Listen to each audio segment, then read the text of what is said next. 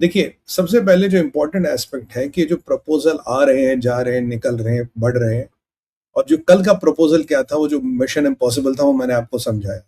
अब एक नया प्रपोज़ल गया है ट्रम्प को, जो ट्रम्प की कल वॉर कमेटी की मीटिंग हुई थी, उसमें एक नया प्रपोज़ल दिया ईरानियों ने। ईरान का प्रपोज़ल है, कह रहा है, "कोई बात नहीं जनाब, हम स्ट्रेट ऑफ हॉर्मुज़ पे लड़ाई खत्म कर देते हैं, आप ठीक कर दो, बट थोड़ा-सा प्रॉब्लम है।" बोले, "क्या?" बोले, "जो इस नया प्रपोज़ल है, इसमें हम जजिया लेते रहेंगे और वही निकलेगा स्ट्रेट ऑफ हॉर्मुज़ से जो जो हमें पसंद होगा।" तो इसको लेके मार्को रूबियो ने कहा, "भाई तुम्हारा दिमाग खराब है, इट इज़ इम्पॉसिबल, ये अमेरिका कभी नहीं मानेगा, पूरी दुनिया नहीं मानेगी।" अब इन्होंने एक और प्रपोज़ल दिया उसके बाद। कहते हैं ऐसा करते हैं, फेज़ वाइज़ स्टेज में आप स्ट्रेट ऑफ हॉर्मुज़ को हम खोल देंगे, हम इंटरवीन नहीं करेंगे, पर आप ब्लॉकेड फेज़ वाइज़ स्टेज में उठाना शुरू कर दो। मतलब पहले एक पोर्ट का हटा दो, दूसरे पोर्ट का हटा दो, kind of you can do a phase wise lifting of the blockade, जो ऐसा माना जा रहा प्रपोज़ल में चल रहा है। अब on the face of it America और ईरान में कोई चीज़ कॉमन नहीं है, पूरी लगी पड़ी है आपस में। बट ऐसा माना जाता है कि कुछ प्राइवेट नेगोशिएशन भी चल रही है, कुछ नेगोशिएटर्स के थ्रू, जो चीज़ों को आगे बढ़ाने की कोशिश कर रहे हैं, क्योंकि समस्या क्या है, ईरान को भी पता वो सर्वाइव नहीं कर पाएगा और अमेरिका को पता उसके पास दिन कम है, जो भी करना अभी करना, नहीं तो वो हवाई फायर वाली बात हो जाएगी। तो पूरी पूरी संभावना जो ट्रंप ने वॉर कैबिनेट की मीटिंग का जो आउटकम आया, Trump is preparing for war. Trump ने बोला कि अगर लड़ना पड़ेगा तो हम लड़ने के लिए तैयार हैं, लड़ाई की तैयारी शुरू कर दो। Another war with Iran is something what Trump is contemplating, और उसकी तैयारी अमेरिका और उसके अलाइंस कर रहे हैं। और अगर इसी श्रृंखला में बताऊं, जनरल जमेर जो इसराइल के मिलिट्री चीफ है, उन्होंने कहा भाई 2026 is going to be year of war and we are going to be fighting from all war fronts. यानी यह लड़ाई का साल है, हम हर वॉर फ्रंट में लड़ने के लिए तैयार है। और मैंने आपको पहले ही बोला 2026 मिडिल ईस्ट के लिए बड़ा मुश्किल होगा, ईरान के लिए उससे भी मुश्किल हो सकता है। यहाँ पे जो IRGC है, उसमें एक बड़ा फियर आया है।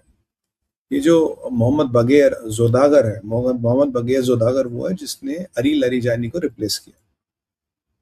उसने रिजीम को बोला है, जबकि एक अच्छा खासा हार्ड लाइनर है, वादी के एक स्टेप नीचे है, इसने उनको बोला बोला भाई ऐसा है कि अगर आपने चीजों को कंट्रोल नहीं किया 6 से 8 हफ्ते में और blockade, Iran will be over. Economically तो खत्म हो ही जाएगा, आपकी रिजीम भी हिल जाएगी। बोला वो कैसे रिजीम हिल जाएगी? बोला रिजीम ऐसे हिलेगी सर, क्योंकि ये जो लोग हैं they can hit the roads again. पूरे पूरे चांसेस है mass protests of people hitting the roads again is going to happen, और ये आपकी पूरी सल्तनत को हिला देगी। You can not kill thousands, वो टाइम गया। खमेनी भी नहीं है,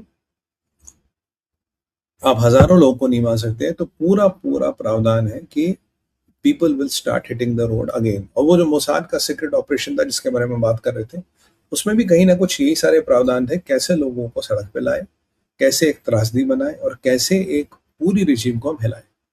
तो वो प्रकरण फिर बन रहे हैं, वो व्यवस्थाएं फिर बन रही है। अब देखिए लोग सड़क पे आते हैं, क्या होता है क्या नहीं होता, something to be scene.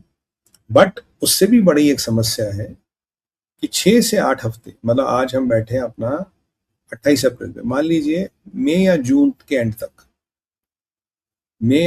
And तक 20 लाख लोग नौकरी से निकल जाएंगे।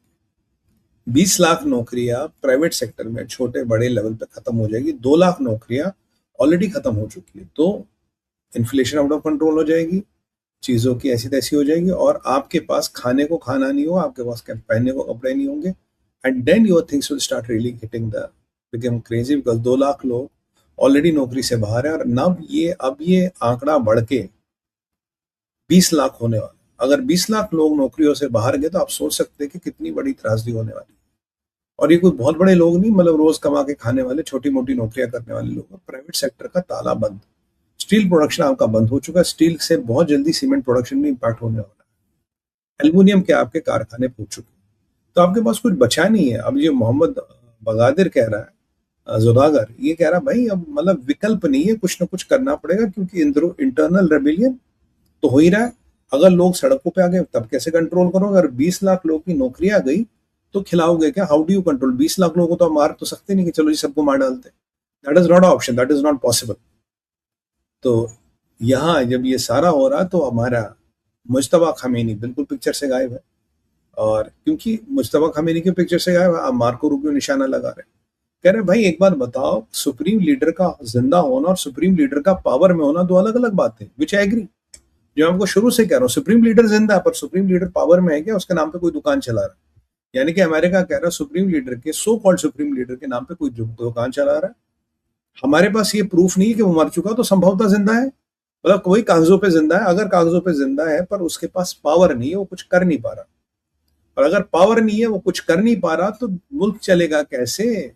क्योंकि बगादिर के इस कहने के बाद ये नंबर 2 है कमांड, वाहिदी के नीचे नंबर 2 है, लरी जानी वाला, वल्लरी जानी वाला के पैरेलल है ये। और इसने ये कहा कि भाई अब 6 हफ्ते के अंदर हमारी नैया डूबने वाली है। अब मुश्तबा है नहीं, तो वो कह रहे भाई मतलब मुश्तबा कहाँ, अगर है तो सामने आए। हम तो ये मान रहे हैं कि वो है ही नहीं, मतलब अगर है तो सामने। वैसे भी मरसाद में जो मेमोरियल लगा उसमें मुश्तबा की फोटो है। अब है नहीं है, कहाँ गया क्या गया, ये भी एक विचित्र सा प्रकरण है।